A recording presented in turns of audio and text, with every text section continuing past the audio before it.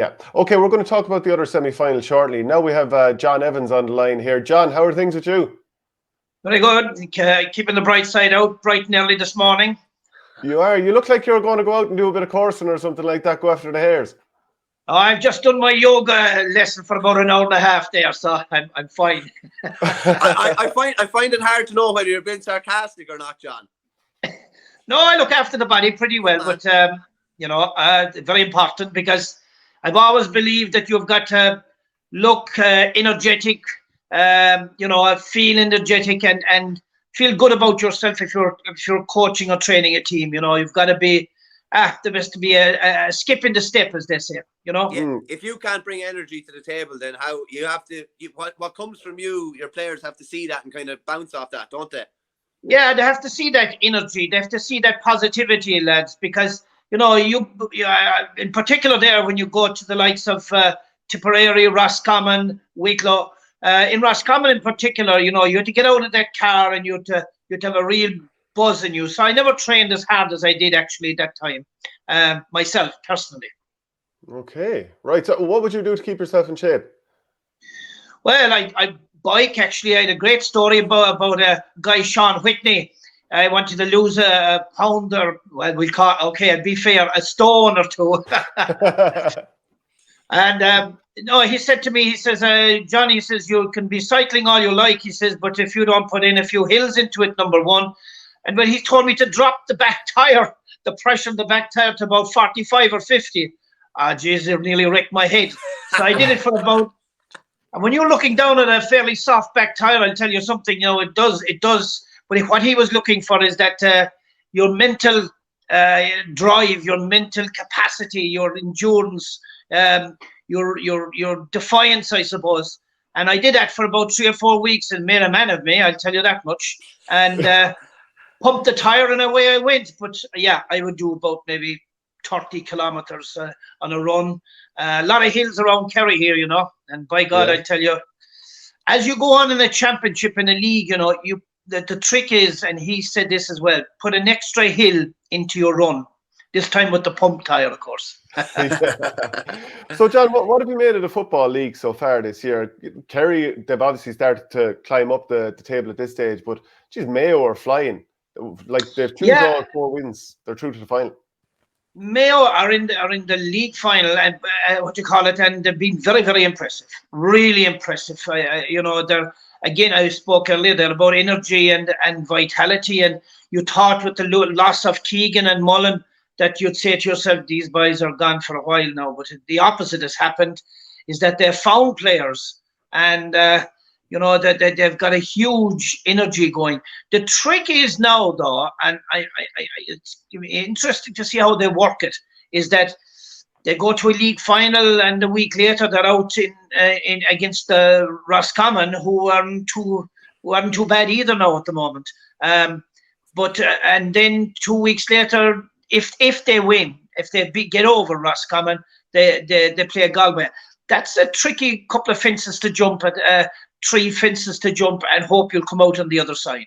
John, can I just ask you about that? Is there not something a bit fundamentally wrong with our competitions where the teams that potentially get to a final are almost been punished in some respects as regards the gap between games? Surely that's kind of fundamentally wrong. Like, winners should always be incentivized and winning should always be incentivized. Absolutely, and I think it's going to be there is no doubt about it. It is flawed when you have a team that has to go out a week later. I mean, Roscommon, if they don't get to a final, will be spanking their lips. They'll be able to prepare so well, so hard, have a good look at Mayo in a league final, counteract them, and Davy Burke will be spanking his lips saying, look, hey, we have to cover this, this and this.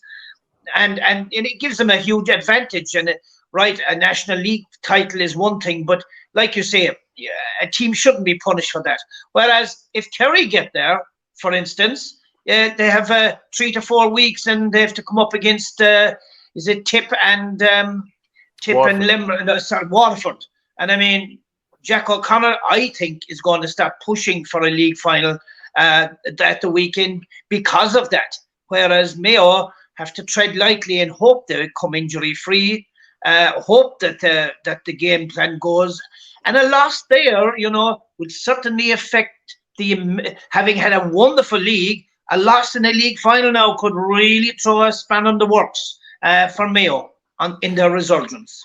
So Galway only need a draw at home to Kerry this weekend to qualify for the league final against Mayo. What have been the positives and the negatives that you've seen so far of Kerry this year?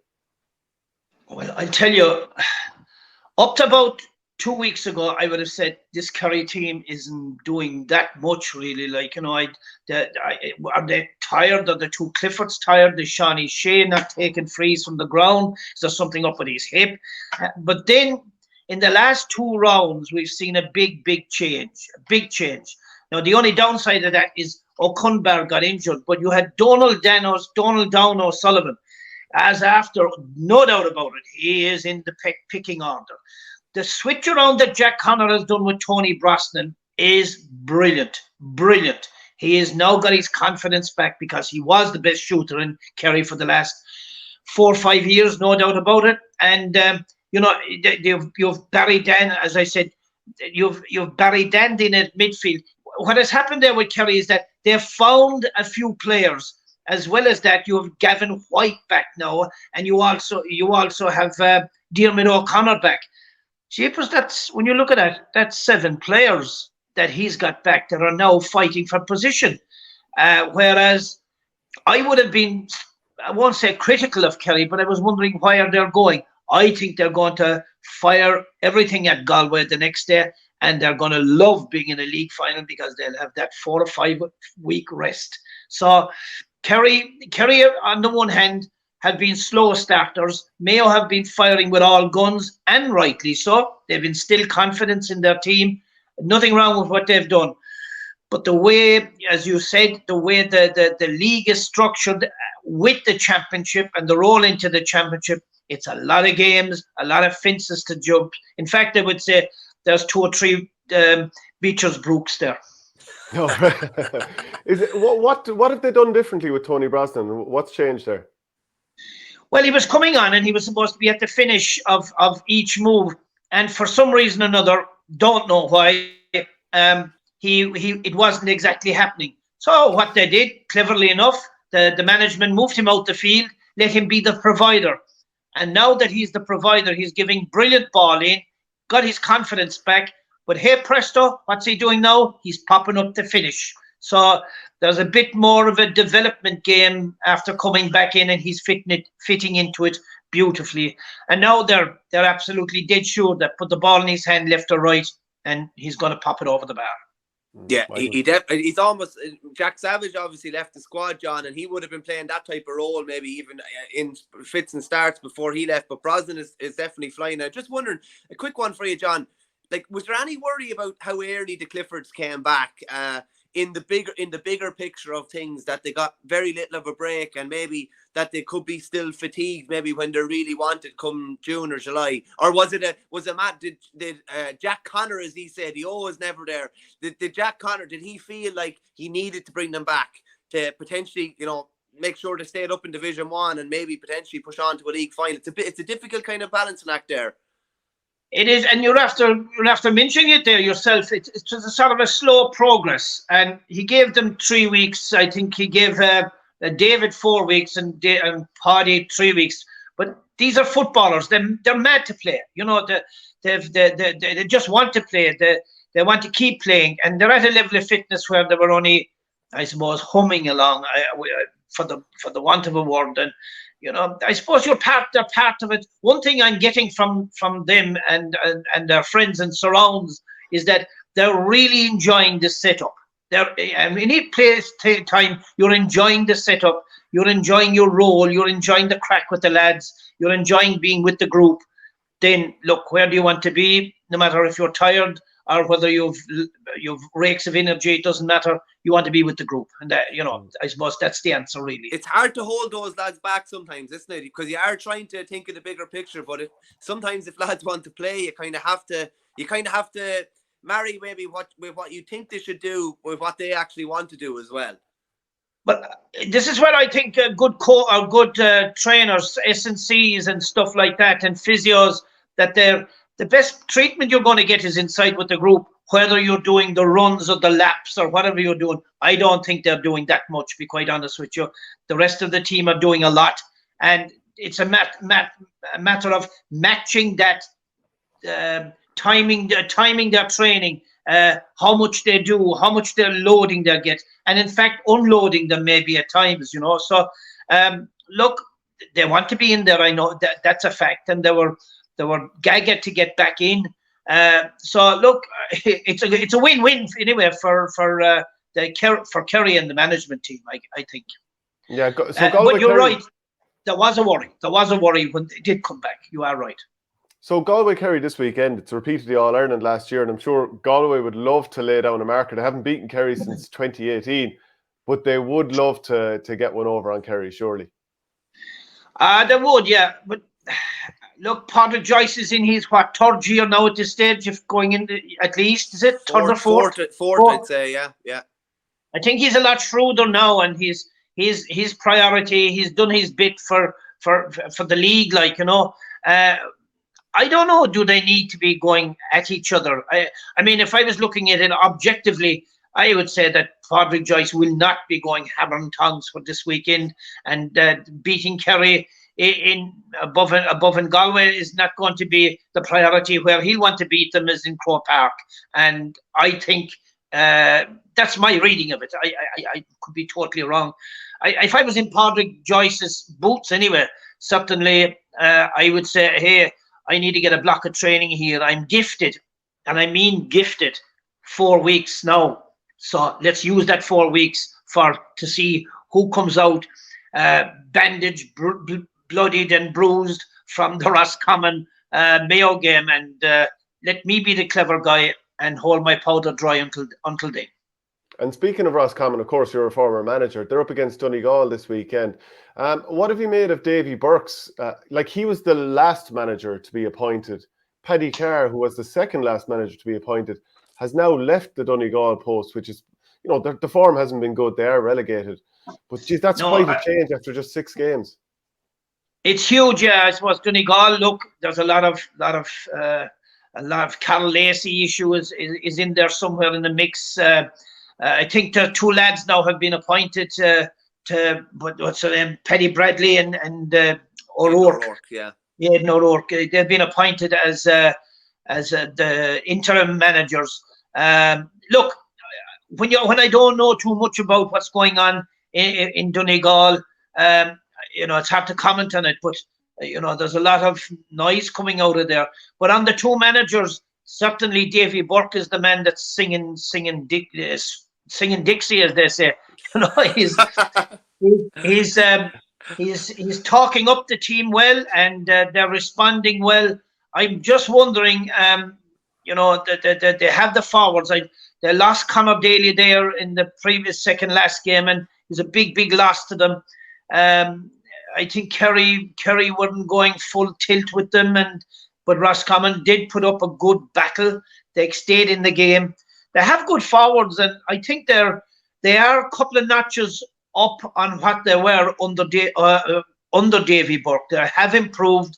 There's a lot of organisation in them, and look, they have, when you have 2 Murtas there, and Inda Smith and Donny Smith and these guys Cox, Jesus, you have great forwards. It's defensively I'd worry about them. I think they're a small bit light, for handling the likes of power packed Mayo. I think they'll have their work cut out there. But Davy Burke is doing a very good job at the moment, anyway. Yeah, and they have a handy round against Donegal with Donegal in complete disarray. Yeah, would you expect it to be a fairly patchwork Donegal this weekend? Like the injuries, even Oisin Gallen going off the last day, Paddy McBrearty, and of course Michael Murphy has retired. So, what can we expect from Donegal from here on out in the season, even? I don't think that much. I mean, it's certainly when you lose a manager, they weren't playing well anyway. Number one, they weren't playing well. They had a good first round against Kerry. They won the game. They showed great resilience. They showed great appetite, and it was downhill from there. And look, I suppose everybody is saying they're a team in transition, and without Michael Murphy, a leader, and Paddy McBrearty, then the captain for 2023, gone. My God, so that's a blow. There's your two leaders gone, and then, as you say, Oisin Gallen again. Sure, look, they're dropping like flies, and when the manager starts dropping, I think they'll be in disarray for the rest of the year, to be quite honest with you. Yeah, Tyrone are playing Armagh this weekend. Like, do you think Armagh are up there as a challenger? And I suppose Tyrone as well, after a poor start to the league, and last year not defending Sam Maguire particularly impressively. Like, are either of these teams real contenders this year? Look, I've seen a lot of teams try to play defensively. I've seen a lot of teams trying to do a mimic of Tyrone. But by Jesus, I'll tell you, Tyrone are the team that can play defensively and attacking football, and do it with the timing and expertise of when Mickey Hart was there. They've learned it. It's sort of ingrained into them. They work so hard. And against Kerry, I thought they were fantastic. To me, they're the most improved team, along with Mayo. No doubt about it. They're a danger because at any given time, these guys can put it up to you. And, there's still a few fellas to come back in, Their two midfielders are back in, popping up at full forward, kicking points. Their strategy is brilliant. They can, if you put up a defence against them with a man 6'4" that'll go in full forward, pick off a point or two, back out, other midfielder goes in, and they're still without Matty Donnelly came back there and was absolutely flying. And what's their former full forward? McShane. McShane. He hasn't fired at all yet, So, look, they're forwards, they can score. And, the two Canavans now, you have Rory. Rory after coming in now, and he's kicking points and kicking frees and whatnot. So, everybody is trying to mimic a Tyrone effort. But there's only one crowd that can do it, and that's Tyrone. And even Kerry trying to do it are poor at it, So, to me, Tyrone, you can't write them off. Armagh have been a disappointment, no doubt about it. I think they're trying to do too much with Rian O'Neill. He's trying to be at full forward, centre forward, and mother of God, he's back in the square then defending. They have to identify what his role is, because he's a wonderful, wonderful footballer. He's a man mountain in his own athletic build and everything. But God, he's you got to keep him up there because he's a scorer. I know Stephen Campbell and a couple of more of those guys can score, but he's the man. There's a lot of lads, John, you'd say they're playing everywhere for Armagh, but they're not playing anywhere, if you get me. Like, to me, Rian O'Neill is probably number 11, and you kind of build your forward line around him, whereas it's same with Stephen Campbell. He's dropping ridiculously deep at times, and that's hard to maintain throughout a game if you're trying to be at one end of the pitch and trying to be at the other end of the pitch, particularly trying to kick scores at the other end of the pitch. And they've been kind of mixing and matching throughout the league, and I don't know, the changes they've made have kind of, nearly resembled what's happened on the pitch. It's been kind of patchy, and they don't seem to have any great consistency to them. I agree with you, and no doubt about it. It's just that they're a mix and match at the moment. That's not mixing properly. We'll put it like that. They're against Kerry. Their fullback scored, their cornerback scored, their wingback scored. Look, that's fine. I have no problem with that. But their forwards weren't scoring at all. And you look back on Rian O'Neill, and I would say he got a point in the last game. If this is from play, and I think he got maybe another point or two in the previous game. What I'm saying there is that the power has gone out, the scoring power has gone from Armagh, and I think that makes them very vulnerable. Just to go to Division 2, the big game of the weekend there is Dublin against Louth, because Derry are already qualified. This is a straight shootout to see who goes up, who gets into the league final, but also gets promoted to Division 1. Like, Louth's, the way they've gone through the ranks under Mickey Hart, it's been quite incredible. So it's at Croke Park. It's a huge step up for them, even though they were in a league final there last year, so it's not completely unknown to them.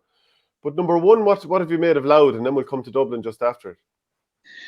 Look, Louth have been, I suppose, they've been rise. Now, I do have some relatives up in Louth, and they tell me that they've been quite lucky in a couple of games. However, they rode their luck against Cork the last day as well. But they had a good win against Meath now, and so they have come a long way. And when they seem to rise their tempo, Mickey Hart has certainly put it into them when they go playing the neighbours, we'll call it. But the Dublin will be, I think, would be a stretch too far. Cork should have put them away, apparently. This is a Loutman telling me that, as well as what I read about it, is that Cork should have put them away in the first 26 minutes, had plenty of chances and didn't. So they're playing a tight defence. The whole thing switched in, and the Cork didn't do what they're supposed to do, and were very, very disappointing, and Louth took full advantage. Against Dublin, no, I don't see them. I think if they keep Dublin, to be quite honest with you, and no disrespect to Mickey Hart and the Louth team, I think if they keep it to 7 points, they'll be doing very, very well. It's quite incredible that Mickey Hart, he's, I think, 71 years of age, and he's still kind of making waves, going all the way from Division 4, 3, 2, and possibly up to 1 if they do pretty much the unthinkable this weekend. I mean, it just shows that you don't necessarily need to be, 35-year-old manager with, the GPSs and all that kind of stuff. Now, maybe he used the technology, but there's still a place for a man who's got that experience.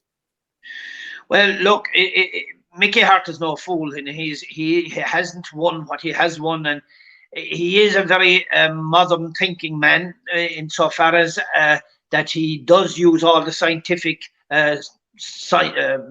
instruments, sciences, you name it. He is a brilliant S&C guys around him. He's a good management team. He's very astute in what he does. And the big thing, I suppose, which the obvious thing, is that the players believe in him. They believe in what he's doing in his system. And whether you're 25, 35, or 65, or 75, once the team believes in the system that they're all playing and they all work towards, that's unstoppable. You can do anything at that stage. And fair play to him from going from 4 to 3 to 2 to 1, to maybe to 1. And they have lost a couple of very good players along the route as well, So these challenges have been there, but they have believed in what Mickey Hart has been doing with them, and it's got him thus far. But thus far, I think, and no more. Just on what John says there, Shane, like Kieran Byrne doing the cruciate early in the year, Sam Mulroy in probably round 3, I think, ruled out for the rest of the league.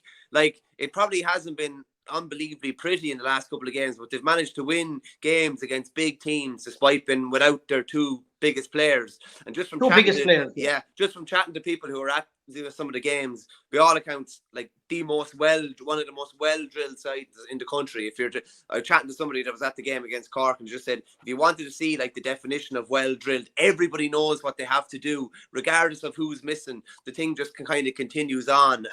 Even James Califf playing in the goals and out, fielding kickouts from the opposition goalkeeper. They are thinking about it a bit differently. And listen, they probably are going to be under pressure against Dublin at the weekend, but shouldn't take away from the rise that they've made. If you look at it, like they came up with Limerick last year. Limerick are, down and, down pretty badly and have changed managers throughout the league. Whereas Louth are up the other end and within a victory away from being promoted, which would be unbelievable. John, it is. Go on, sorry, go ahead. No, I was going to ask you about Dublin, actually. Do you think they're a better or a worse team than what you saw last year? Much better. Much better. Yeah, I do. I just think that Dublin, people, they can often say, they're gone and they're old, and I've heard all that. But, they've a simple little thing. We'll just take one of their iconic leaders, Brian Finton. He was playing poorly at the start of the league, and you start to say, well, has he got the appetite for it and one to another? The last two games, 3 games, he has been outstanding, absolutely outstanding. Jack McCaffrey's played a couple of games. He did a few cameo roles, really, and come in and showed what he's capable of doing. These guys can. Owen Merchant has played only a bit, I suppose. But the James McCarthy, Finton, Costello, and Kilkenny, Conor Callaghan is a guy that's after improving immensely now. I think they're getting a bit of game time into their team, and of course this new guy, Killian O'Gara, has certainly lit the place up, and he's a nice left leg in him, and he's popping ball over the bar. He's linking well. He's a big guy, different type of animal from what they had before. And, you can say Kilkenny and Dean Rock, all these guys, they've played a lot of football. But I think they're improving immensely, to be quite honest with you. I'm impressed by them. By them. I think they're doing what they have to do. And again, look, they put away Meath so handily. And I will say, I know the tactics by Meath looked terrible at the time, but the Meath energy was brilliant. They moved the ball fantastically, not into the right areas, but I think their game plan was poor, to be quite honest. But Dublin just dealt with it very, very easily, I thought. So I think they're going to be a team when they get everybody together and they're timing their run. I think they're going to be a force, no doubt about it. What have you made of Colm O'Rourke's season? So obviously he's on RT in the Sunday Game for years, and he's commented about teams and analysing teams, and like he's done it at club level in terms of like Simonstown. He won a couple of county titles with them in recent years. But now, is there sort of a cold hard reality that hits you, like that when you go from an analyst and you're looking at it and you've time to analyse it, and then now you're out there in the white heat, you're on the line, there's chaos of 30 players milling around in front of you. It's very, very different to analysing it coldly in a studio when you're not emotionally involved. Of course it is. It's very, very easy to analyse from the sideline. Like we've seen a number of people try that. But with Colm, I think, look, Cora Staunton, I think a good footballer, lady footballer, she hit the nail on the head. Like, I mean, you're playing against the wind and you're playing kick-on football. You're running and you're playing man-to-man. Look, that day is gone. If you did it for half the game and switch back to whatever you wanted, then after that, maybe you'd have some chance. But God, they were really exposed. Like, I mean, when they were playing against the wind and kicking the ball and losing the ball, I think they lost the ball somewhere in excess of 17 times in the first half. And I mean, that's, if you lose a ball, if you look, I'm not going to go into the stats of it, but I think Colm has got to maybe to listen to the people around him more, and they've certainly have to change their plan. Now they don't have terribly poor players, so there was a huge lot of pace in them. But it just seemed the game plan wasn't certainly working anyway, and their defence was wide open. Michael? Yeah, John, we might just chat briefly about Division 3. I know you have to go in a couple of minutes, but it's impossible to talk about Division 3 without talking about, I suppose, the situation that Offaly are in at the moment, and the sad passing of Liam Kearns, who I know you were very close with, and he was involved with you in Roscommon. Can you just give me your memories of Liam? I know he's a man you had great time for. Well, I suppose, look, he was an adversary first of mine, and a fairly staunch adversary. He played for the Stacks, and by God, the Stacks were a team that Lone Rangers and ourselves, we respected each other. When we went at it hammer and tongs, And Liam was at the centre field there for the Stacks, and played in the up centre forward at times. But he was a powerhouse there at midfield, and he carried that through to his managerial skills, and all his teams were very, very they were very aggressive. If that's the right word. When I say aggressive now, they went at it with such tenacity. They went at it with such endeavour. They went at it. They got a huge lot of blocks in, and tactically he was very astute, very astute. He prided himself on the number of matchups he'd get right.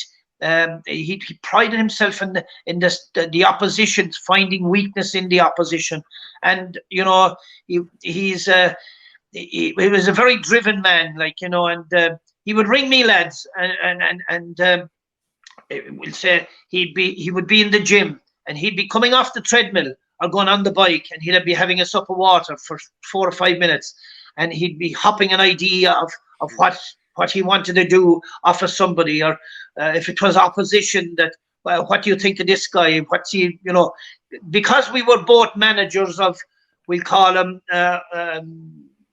lesser teams or weaker teams or so-called weaker teams. He was striving to bring teams out of Division 4 like I was, out of 3, out of 2, and try and get them up to 1.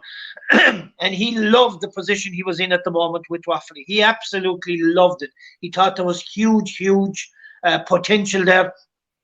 Excuse me. Even though they were missing 9 to 10 players that through travel, through injury, through one thing and another, but he was saying it was about settling them into Division 2 at the moment, or 3, sorry, and he was going to be hoping to kick on. Now, he was having a look at the championship. He was having a look at maybe, I think it's Longford they were playing, and maybe they still will. But you know, it's a sad day for the young team. And the one thing that struck me, I think it's very poignant to say this.